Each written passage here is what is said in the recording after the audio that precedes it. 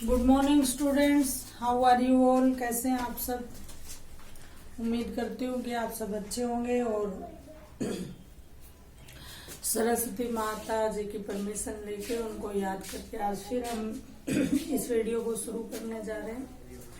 तो जैसा कि आप सबको पता है, आप अभी क्लासेस में वॉइस पढ़ रहे हैं और कल की क्लास में हम कर रहे थे प्रेजेंट परफेक्ट टेंस। तो वैसे तो कंप्लीट सा ही हो गया था, लेकिन फिर भी थोड़ा सा लास्ट में टेक्निकल प्रॉब्लम की वजह से क्लास रुक गई थी। तो मैं एक बार एग्जाम्पल दोबारा करवा देती हूँ। तो प्रेजेंट परफेक्ट टेंस का हमने स्ट्रक्चर किया था। स्ट्रक्चर हमें बता रहा था सब्जेक्ट, ये है एक्टिव वॉइस का structure. Subject plus helping verb has, have plus verb की थर्ड फॉर्म और प्लस ऑब्जेक्ट। और इसी का हम पैसिव वॉइस बनाना सीख रहे थे। तो सबसे पहला रूल कि आपका ऑब्जेक्ट है वो सब्जेक्ट को रिप्लेस कर देता है, यानी ऑब्जेक्ट प्लस हैज या हैव। अब इसमें हैज कब आएगा, हैव कब आएगा, इस विषय पे बड़ी विस्तृत चर्चा हो चुकी है। फिर भी मैं एक बात बता देती हूँ, एक वचन यानी सिंगुलर के साथ हैज। और मैं इतनी बार ये रिपीट क्यों कर रही हूँ, ताकि आपको ये चीज लर्न हो जाए, आपके माइंड में सेट हो जाए। तो एक वचन के लिए हैज और बहुवचन के लिए हैव। उसके बाद यहाँ पर एक और बी की फॉर्म का यूज होगा, बी वॉज बीन। तो इसमें यहाँ पे क्या आएगा, बी, यानी एक तरह से बी का मतलब होना, बी की बात कर रही हूं मैं। उसका मतलब होता है होना, तो वहां उसकी थर्ड फॉर्म का यहाँ पे यूज होगा। और आपको पता ही है कि पैसिव वॉइस मतलब वर्ब की थर्ड फॉर्म। तो वर्ब की third form plus agent by और प्लस क्या हो जाएगा, सब्जेक्ट।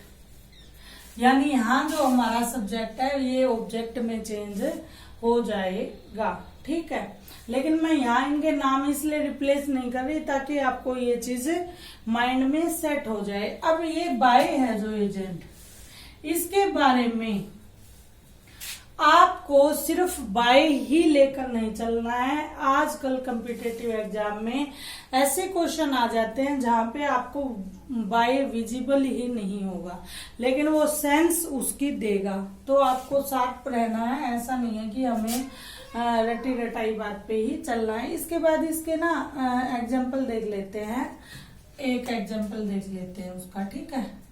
मैं खाना बना चुकी हूं, मैं आई के साथ हैव, आई हैव के बाद वर्ब की मेक बनाना, वर्ब की थर्ड फॉर्म हो जाएगी made. I have made the food, ठीक है। अब आप देखिए ये हो गया जी एक्टिव वॉइस। अब आपको इसकी हिंदी नहीं पता, कुछ नहीं पता, लेकिन सिर्फ आप स्ट्रक्चर देखिए, हैव प्लस वर्ब की थर्ड फॉर्म है और तो ये चला जाएगा प्रेजेंट परफेक्ट में। यहां आपने इस बात को पकड़ लिया तो सीधे आप स्ट्रक्चर पे जाओ कि ये हैव बीन मेड की आगे सेंस देगा। बस आपको क्या करना है, इतना सा काम करना है, ऑब्जेक्ट को सब्जेक्ट बनाना है, दी फूड, ठीक है। अब यहां क्या हो जाएगा, फूड एक वचन है और आपको मैंने क्या करवाया था कि जो पैसिव वॉइस में हेल्पिंग वर्ब लगेगी वो अकॉर्डिंग टू ऑब्जेक्ट लगेगी, ठीक है। The food has been made by. अब बाय किसके द्वारा, मेरे द्वारा, ठीक है। तो मैंने क्या कहा था, प्रोनाउन है वो आपके चेंज होंगे। आई किस में चेंज होगा, मी में, ठीक है। यह खाना मेरे द्वारा बनाया जा चुका है। आप समझ गए आपको किस तरह से कॉम्पिटिटिव एग्जाम में ये चीज सोल्व करनी है। आपको इस पे और इस पे मेन फोकस रखना है कि ये आपको क्या कह रहा है एग्जाम में। तो मुझे ये लगता है आपको प्रेजेंट परफेक्ट टेंस में एक्टिव वॉइस से पैसिव वॉइस कैसे बनता है, ये क्लियर हो गया होगा।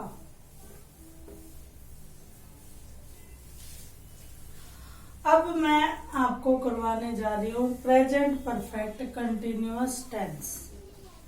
ठीक है, प्रेजेंट परफेक्ट कंटिन्यूअस टेंस। अब आप में से यदि ध्यान से जिसने पीछे वाली क्लासेस की है तो वो बच्चा 1 मिनट में बता देगा कि यहाँ पे पैसिव वॉइस नहीं बनता है। इतना आपको ये मैंने सेंटेंस में लिखती भी ना काम चल जाता, लेकिन मैंने लिखा क्यों है, ये मैंने सेल्फ चेक के लिए लिखा है। कारण यह है कि यदि हम लाइव क्लासेस में होते हैं तो भी पूछ सकते हैं स्टूडेंट से, या फिर मैं अगर ये कहती प्रेजेंट परफेक्ट कंटिन्यूअस तो अगर क्लास होती ओरिजिनल तो मैं भी सामने से आंसर आ जाता कि मैम इसमें तो बनता ही नहीं है ना। लेकिन अभी हम वही है कि हाथ बंधे हुए मजबूर है, तो इस क्लास में हम ऐसे कुछ चेक नहीं कर सकते। तो आप ये अपना सेल्फ चेक करना कि जैसे ही मैंने ये सेंटेंस लिखा तो आप में से कितने बच्चों के माइंड में आया कि यह पैसिव वॉइस हमें नहीं बना के देता है। लेकिन फिर भी हम इसका रिवीजन के लिए टेंस का जो स्ट्रक्चर है वो एक बार साथ के साथ रिवाइज कर लेंगे। तो इसका टेंस एक्टिव वॉइस का जो स्ट्रक्चर है वो हमें क्या कहता है कि सब्जेक्ट प्लस हेल्पिंग वर्ब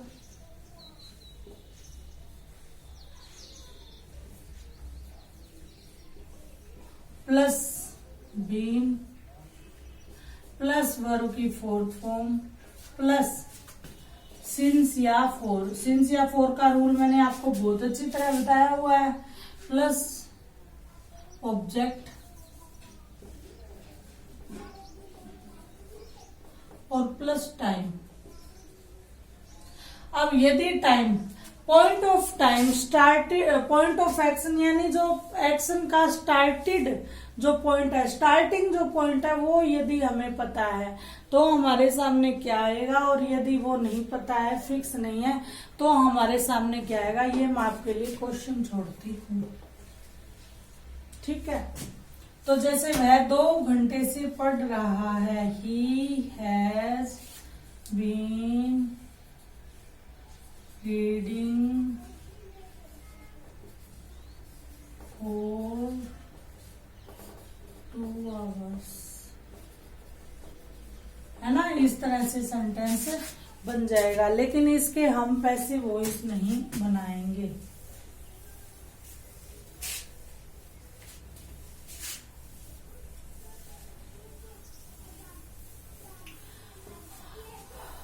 अब हमने आज प्रेजेंट टेंस के तीनों जो रूल हैं वो हम कर चुके हैं। एक बार फिर अगर आप चाहते हैं तो मैं आपकी रिवीजन के लिए फटाफट बता देती हूँ, लेकिन एक बार हम एक चार्ट के थ्रू ही इसको देखेंगे। जैसे अगर इनडेफिनेट टेंस है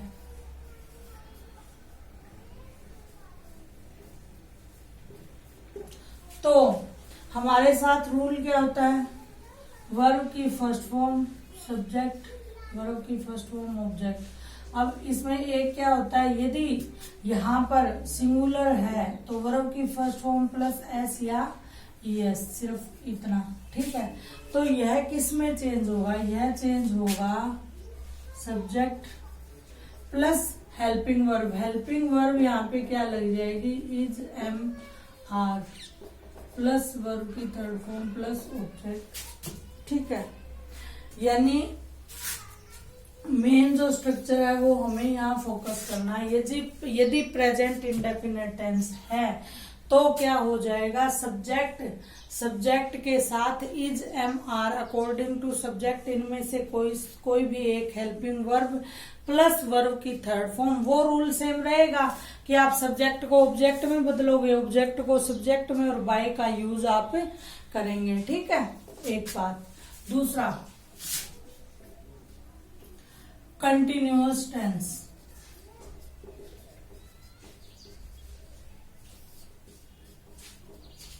ठीक है, कंटिन्यूअस टेंस का रूल हमें क्या कहता है, subject plus helping verb is am are plus verb की फोर्थ फॉर्म।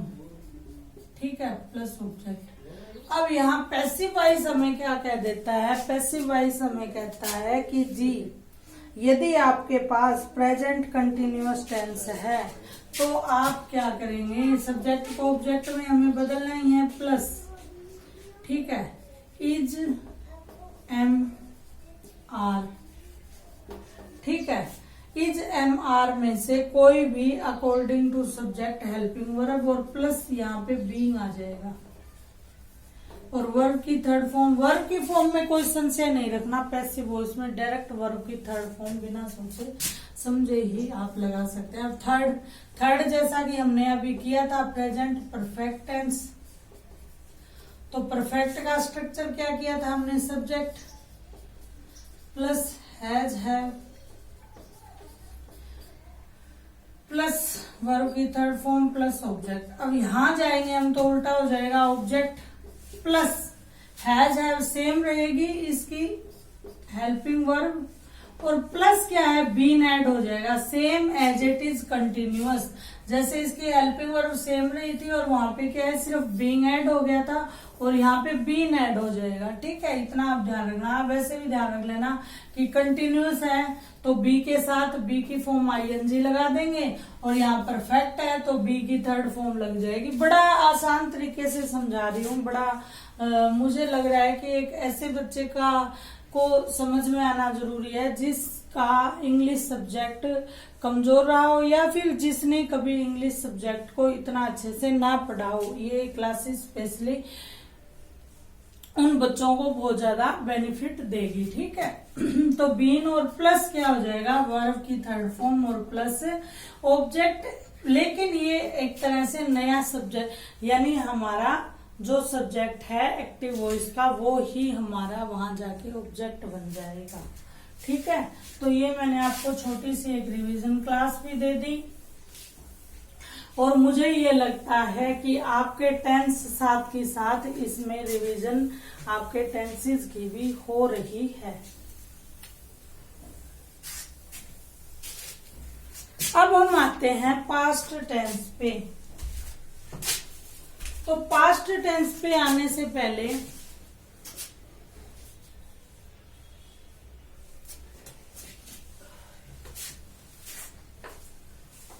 हम थोड़ी सी बात कर लेते हैं टेंस के बारे में ही। पास्ट यानी पास्ट मतलब बीता हुआ।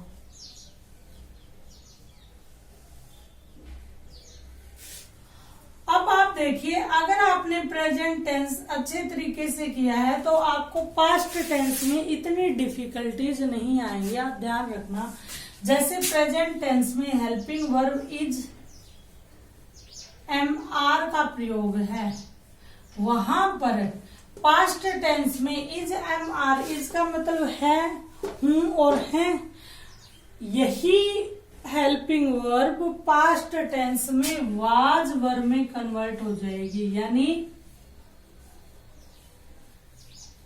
था और थे। रही बात आई के साथ, जैसे एम लगता है तो यहां आई के साथ वाज और वर दोनों का प्रयोग हो सकता है, और यह कंडीशनल सेंटेंसेस के दौरान हम बड़े अच्छे तरीके से पढ़ेंगे, क्योंकि यहां से कॉम्पिटिटिव एग्जाम में क्वेश्चन उठता है। ठीक है, अब आप देखिए, ये कंटिन्यूअस टेंस की बात है। अब जब हम परफेक्ट में आएंगे तो जी आपकी हेल्पिंग वर्ब आएगी हैज और हैव, यही हेल्पिंग वर्ब पास्ट में हैड में कन्वर्ट हो जाएगी। और आपको मैं बताती हूँ पास्ट टेंस मेरा भी फेवरेट है, और वो इसलिए है कि यहाँ क्या है, कम वर्ब्स हेल्पिंग वर्ब्स है। जैसे यहाँ हैज और हैव, यहाँ क्या होता है, सिंगुलर में हैज, प्लूरल में हैव, सिंगुलर में इज, प्लूरल में आर। लेकिन यहाँ ऐसा कुछ नहीं है सिंगुलर प्लूरल का, यहाँ सबके लिए ऑल यानी सबके लिए हैड का प्रयोग है। वाज सिंगुलर के लिए है और वर्ब प्लूरल के लिए है। ठीक है, ये मैं छोटी छोटी बातें आपको क्लियर कर देती हूँ, इससे आपको प्रॉब्लम है वो नहीं होगी। क्योंकि यदि आपको प्रेजेंट टेंस में पैसिव वॉइस आ गया तो पास्ट टेंस में और फ्यूचर टेंस में वॉइस बनाना आपके बाएं और दाएं दोनों हाथों का काम फेल हो जाएगा। समझ गए आप? आपके लिए बिल्कुल भी मुश्किल नहीं रहेगा। लेकिन उसके लिए सबसे पहले आपको सीढ़ी दर सीढ़ी चलना ही पड़ेगा। जैसे कि मैं टेंस करवा रही हूँ, उस क्लास से ही मैं बोल रही हूँ कि टेंस की क्लास आपके लिए मोस्ट इम्पोर्टेंट है। तो यदि आपको टेंस आएंगे तो तभी आपको वॉइस आएंगे। फिर कंडीशन आ जाती है, यदि आपको प्रेजेंट टेंस अच्छी तरह आएगा फिर एक्टिव पैसिव वॉइस उसका अच्छे से बनेगा। और अगर प्रेजेंट का एक्टिव पैसिव दोनों आपको अच्छे से आएंगे फिर आपको पास्ट आ जाएगा। अगर पास्ट और प्रेजेंट आएंगे तो फिर आपको फ्यूचर आ जाएगा। ये एक दूसरे से अलग नहीं है, एक दूसरे से जुड़े हुए हैं। तो अब हम बात करते हैं पास्ट टेंस में। पास्ट इंडेफिनेट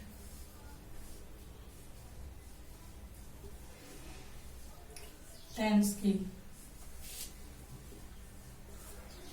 ठीक है, पास्ट इंडेफिनेट टेंस की। अब पास्ट इंडेफिनेट टेंस में सबसे पहले हम क्या करेंगे, सिंपली जाएंगे कि हमारा स्ट्रक्चर हमें क्या कहता है। तो पास्ट इंडेफिनेट में हमारा स्ट्रक्चर बड़ी ही सीधी सी बात कहता है कि जी पहले सब्जेक्ट लो, फिर वर्ब की सेकंड फॉर्म लो और फिर ऑब्जेक्ट। बस इतनी सी बात, बड़ी छोटी सी बात कहता है। अब जैसे हम सेंटेंस बनाते हैं पास्ट टेंस का कि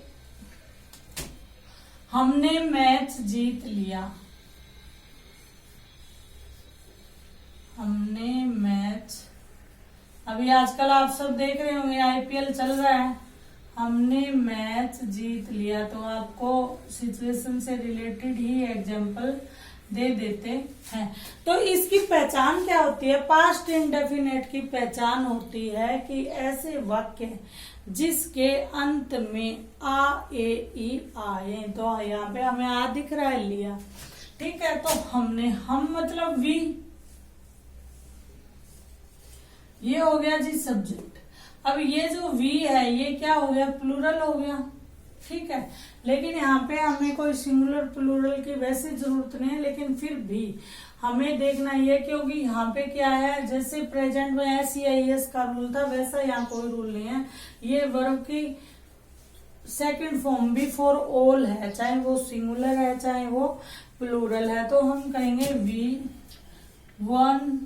अब ये इसकी विन होती है, सेकंड फॉर्म क्या होगी, won, WON, we won the match. बस इतनी सी बात है। अब अगर हम इसका पैसिव वॉइस बनाते हैं, ये तो हो गया एक्टिव वॉइस। अब अगर इसका पैसिव वॉइस बनाते हैं तो इसकी हिंदी में भी क्या चेंज आ जाएगा कि मैच हमारे द्वारा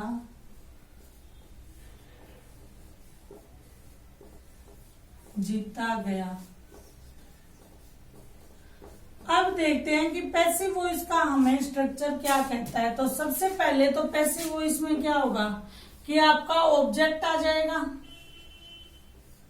ऑब्जेक्ट प्लस। अब यहां पर प्रेजेंट में क्या रूल था कि इज MR हेल्पिंग वर्ब लगेगी, लेकिन मैंने आपको समझाया था प्रेजेंट की इज MR किस में कन्वर्ट हो जाएगी, वाज या वर्ब में कन्वर्ट हो जाएगी। तो मैच सिंगुलर है, हमें देखना है हमारा ऑब्जेक्ट, तो यहाँ पे क्या आ जाएगा, चलो पहले स्ट्रक्चर ही बता देती हूँ। वाज या वर्ब, सिंगुलर है तो वाज और प्लूरल है तो वर्ब। ठीक है, इसके बाद क्या आ जाएगा, वर्ब की third form plus by agent और प्लस क्या हो जाएगा हमारा सब्जेक्ट। अब जो हमारा सब्जेक्ट था वो किसकी भूमिका में आ जाएगा, ऑब्जेक्ट की भूमिका में आ जाएगा। अब बनाते हैं इसका पैसिव वॉइस।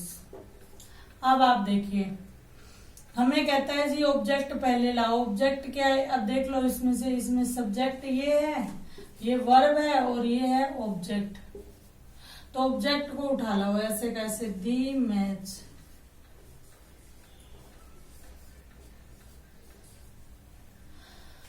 दी मैच, अब मैच क्या है, सिंगुलर ही है, वाज, ठीक है। दी मैच वाज। अब इसमें थर्ड फॉर्म भी क्या रहेगी, थर्ड फॉर्म भी क्या रहेगी, WON, वॉन।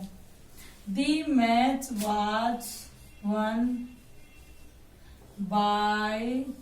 अब आप ये देखिए कि आपका सब्जेक्ट था वी और मैंने क्या कहा था, ये क्या है, प्रोनाउन, और प्रोनाउन सब्जेक्ट है वो चेंज होगा।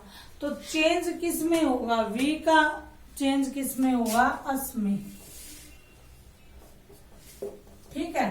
दी match was won by us, समझ गए आप। ये आपको प्रोनाउन तो याद करने ही पड़ेंगे। पहले दिन मैंने चार्ट बना रखा, आप देख लेना, और उसके अकॉर्डिंग आपको प्रोनाउन चेंज करने पड़ेंगे। ये तो था स्ट्रक्चर, ये आपने समझ लिया। एक बार और फिर मैं आपको करवा देती हूँ। अब यहाँ डायरेक्ट लिखते हैं, यहां मैं लिख रही हूं एक्टिव वॉइस का स्ट्रक्चर, यहां मैं लिख रही हूं पैसिव वॉइस का स्ट्रक्चर, ठीक है, पास्ट इंडेफिनेट टेंस का। तो एक्टिव वॉइस का सब्जेक्ट स्ट्रक्चर बनेगा सब्जेक्ट प्लस वर्ब की सेकंड फॉर्म और प्लस ऑब्जेक्ट, ठीक है। अब जब हम इसका पैसिव वॉइस बनाएंगे तो ऑब्जेक्ट प्लस ऑब्जेक्ट के जस्ट बाद क्या आ जाएगा, हेल्पिंग वर्ब आ जाएगी। हेल्पिंग वर्ब क्या आएगी, वाज या वर, प्लस इसके बाद हेल्पिंग वर्ब के बाद जस्ट वर्ब की फॉर्म आ जाएगी। वर्ब की फॉर्म कौन सी आएगी, थर्ड, प्लस एजेंट है बाय और प्लस क्या हो जाएगा हमारा सब्जेक्ट। जो ये सब्जेक्ट है ये वहां जाकर ऑब्जेक्ट की भूमिका निभाने लग जाएगा। ये हमारा स्ट्रक्चर है। एक एग्जांपल हम और देख लेते हैं। मैंने एक पेन खरीदा, आ गया, आई परचेज्ड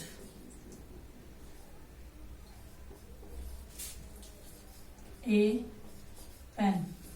अब हम इसका वॉइस बनाते हैं। देखिए, ए पेन was